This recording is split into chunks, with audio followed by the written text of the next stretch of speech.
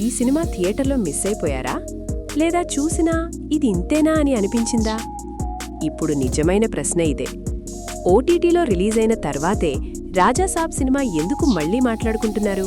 థియేటర్లో పెద్దగా సందడి చేయని ఈ సినిమా ఇప్పుడు మొబైల్ స్క్రీన్లలో, టీవీ స్క్రీన్లలో నెమ్మదిగా కానీ గట్టిగా ఎంటర్ అవుతోంది.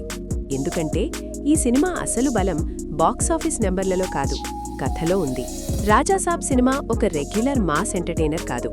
ఇక్కడ హీరో ఎంట్రీల కంటే హీరో ఆలోచనలు ఎక్కువ, డైలాగ్స్ కంటే సైలెన్స్ ఎక్కువగా పనిచేస్తుంది. థియేటర్లో అంత హై ఎనర్జీ అంచనాలతో వెళ్లిన ఆడియన్స్కు ఈ నెమ్మదైన నెరేషన్ కనెక్ట్ కాలేదు. కానీ ఓటీటీలో పాజ్ చేసి మళ్లీ చూసే అవకాశం ఉండటం వల్ల ఇప్పుడు కథ స్పష్టంగా అర్థమవుతోంది. ఈ సినిమా ఒక వ్యక్తి చుట్టూ తిరుగుతుంది.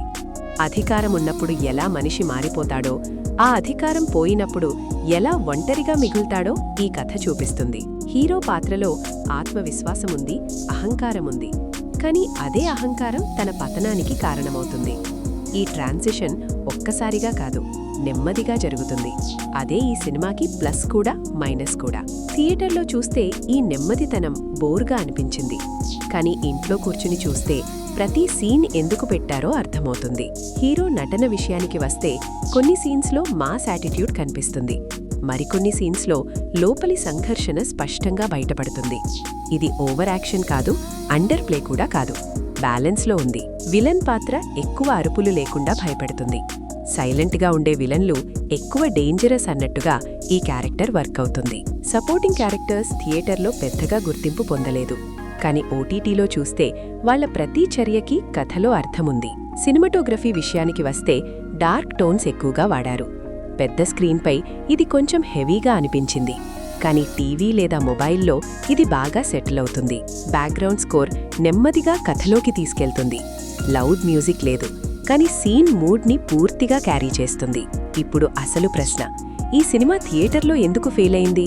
ఓటీటీలో ఎందుకు మళ్లీ లైఫ్ వచ్చింది? మొదటి కారణం హై ఎక్స్పెక్టేషన్స్. టీజర్, ట్రైలర్ చూసి జనం వేరే సినిమా ఊహించారు. రెండవ కారణం slow narration. Theatre audience fast pace కోరుకుంటారు. మూడవ కారణం మాస్ ప్యాకేజింగ్, క్లాస్ కంటెంట్. కానీ ఓటీటీ ఆడియన్స్ ఇలా కాదు. వాళ్ళు కథ చూస్తారు, లాజిక్ చూస్తారు, క్యారెక్టర్ డెవలప్మెంట్ చూస్తారు. అందుకే రాజాసాబ్ సినిమా ఇప్పుడు రెండో ఇన్నింగ్ స్టార్ట్ చేసింది. ఓటీటీలో చూసిన వాళ్ళు చాలామంది అంటున్నారు, థియేటర్లో ఇంత అర్థం కాలేదు, ఇప్పుడు కనెక్ట్ అవుతోంది, ఒకసారి చూడొచ్చు. అందరూ అంటున్నారు బ్లాక్ బస్టర్ అని కాదు, కానీ ఫ్లాప్ కూడా కాదని మాత్రం చెప్తున్నారు. ఇది ఓ టైంపాస్ సినిమా కాదు, ఇది ఓ ఆలోచనతో తీసిన సినిమా. ప్రతి ఒక్కరికీ నచ్చకపోవచ్చు, కానీ ఓ సెక్షన్ ఆడియన్స్కు ఖచ్చితంగా కనెక్ట్ అవుతుంది.